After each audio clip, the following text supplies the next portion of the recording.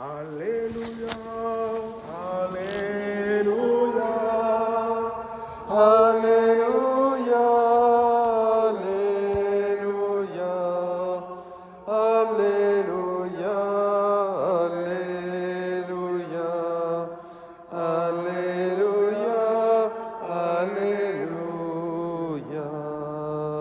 Viens, roi de l'univers, pierre angulaire de l'Église, à l'homme que tu as pétri de la terre, viens apporter le salut.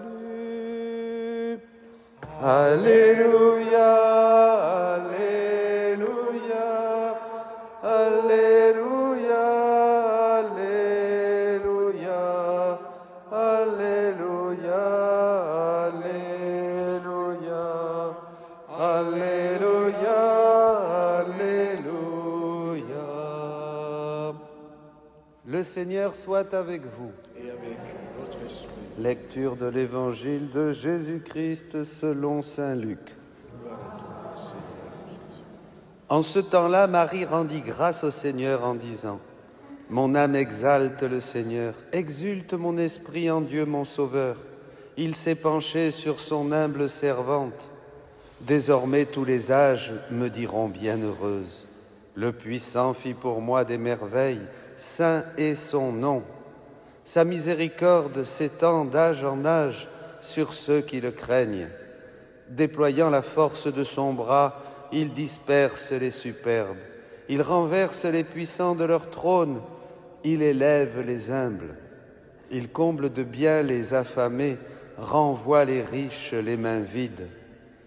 Il relève Israël, son serviteur, il se souvient de son amour, de la promesse faite à nos pères en faveur d'Abraham et de sa race et de sa descendance à jamais. Marie resta avec Élisabeth environ 3 mois, puis elle s'en retourna chez elle. Acclamons la parole de Dieu. Louange à toi, Seigneur Jésus.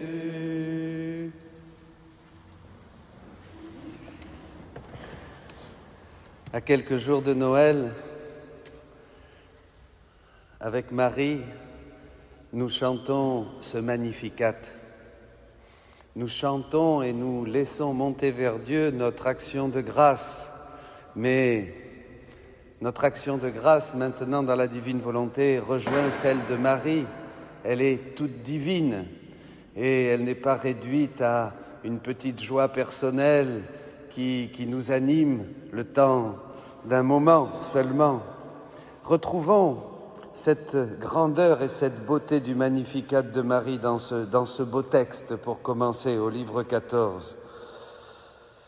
Ma mère bien-aimée, elle aussi, n'a rien réalisé d'extraordinaire dans sa vie extérieure. En fait, il semblait qu'elle faisait moins que les autres. Elle s'est abaissée à accomplir les tâches les plus ordinaires de la vie. Elle a filé, cousu, balayé le plancher, allumé le feu. Qui aurait pensé qu'elle était la mère de Dieu ? Ses actions extérieures ne révélaient rien de tout cela. Mais lorsqu'elle m'a porté dans son sein, et là Marie arrive à la maison d'Élisabeth, elle a Jésus dans son sein, le petit Jean dans le sein d'Élisabeth va sursauter en recevant cette communication d'esprit que lui donne la parole de Dieu dans le sein de Marie. Déjà, il va être baptisé prophète pour annoncer l'agneau de Dieu qui enlève le péché du monde et ainsi initier, commencer cette grande œuvre de la rédemption, l'annoncer. Mais lorsqu'elle m'a porté dans son sein, moi, le Verbe éternel, chacun de ses mouvements, chacun de ses actes humains était révéré par toute la création. Vous imaginez ? À travers elle émanait la vie, le soutien de toutes les créatures. Le soleil dépendait d'elle et comptait sur elle pour maintenir sa lumière et sa chaleur. La terre attendait d'elle le développement de la vie de ses plantes. Tout dépendait d'elle. Le ciel et la terre étaient attentifs au moindre de ses mouvements, mais qui voyait cela? Personne. Toute sa grandeur, son pouvoir et sa sainteté, les immenses océans de bienfaits qui émanaient de son sein, chacun des battements de son cœur, ses respirations, ses pensées, ses paroles, tout s'envolait directement vers son Créateur. Marie, déjà pleine de divine volonté, a ce Verbe qui est descendu dans son sein pour répondre à ses supplications, à une prière qui n'était jamais venue de la terre jusqu'au ciel, une prière qui a fait fléchir le cœur de Dieu et a permis que le Verbe prenne chair dans son sein. Et là, maintenant, toute la création se réjouit.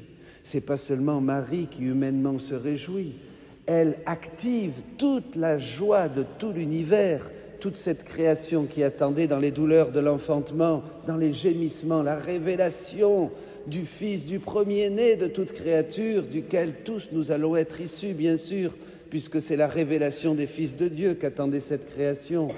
Tout ce qui existe, tout ce qui vit, tout ce qui respire, va maintenant de nouveau prendre vie et palpiter à son de la voix de Marie, au son et au battement de son cœur qui chante Dieu comme ni aucune créature ne l'avait chanté depuis le péché.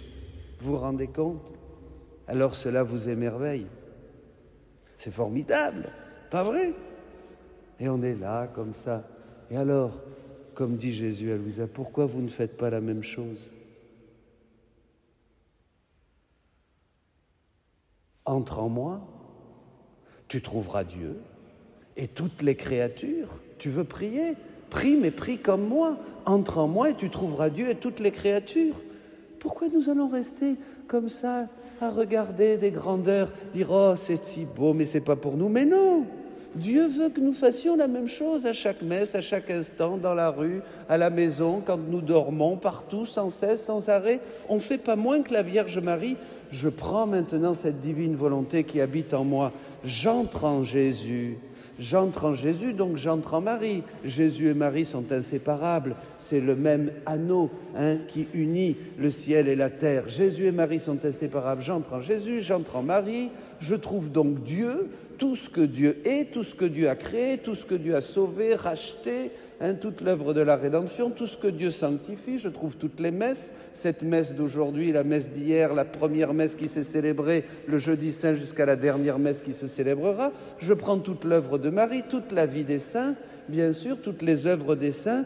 Et maintenant, avec tout ça dans mon cœur, je le fais mien, je le vis, je donne le bonheur à la Vierge Marie de revivre un Magnificat comme si c'était le premier Magnificat, comme si c'était ce jour de la visite à Élisabeth. Je donne la joie à tous ceux qui sont dans la maison d'Élisabeth de sentir cette émanation de vie, d'amour, de gloire qui sort du cœur de la Vierge et qui sort de ses lèvres si belles. Voilà. Ça y est, je prends tout ça, je le fais mien et je le répète, je le multiplie, je le donne à Dieu. Voilà ce qui plaît à Dieu, que nous fassions ses œuvres à lui, les œuvres de Marie, que nous puissions à chaque instant. Et ça, nous n'allons pas le faire seulement maintenant à la messe. Vous pouvez le faire en sortant, vous pouvez le faire en arrivant chez vous, vous pouvez le faire tout à l'heure, vous pouvez le faire à chaque acte que vous faites, vous pouvez demander de le faire à chaque battement de votre cœur. Vous vous imaginez des petites hosties qui, à chaque battement de son cœur, de leur cœur, répètent le Magnificat de Marie avec tous les effets. Tous les effets. Attention, vous réjouissez de nouveau toute la création. Vous faites chanter le soleil, la lune, les étoiles, les mers et tout. Vous célébrez toutes les messes. Vous faites chanter Jésus dans l'hostie. Vous le réjouissez, vous le consolez. Ça, c'est la vie à laquelle nous sommes appelés. Marie, la fille, le fit.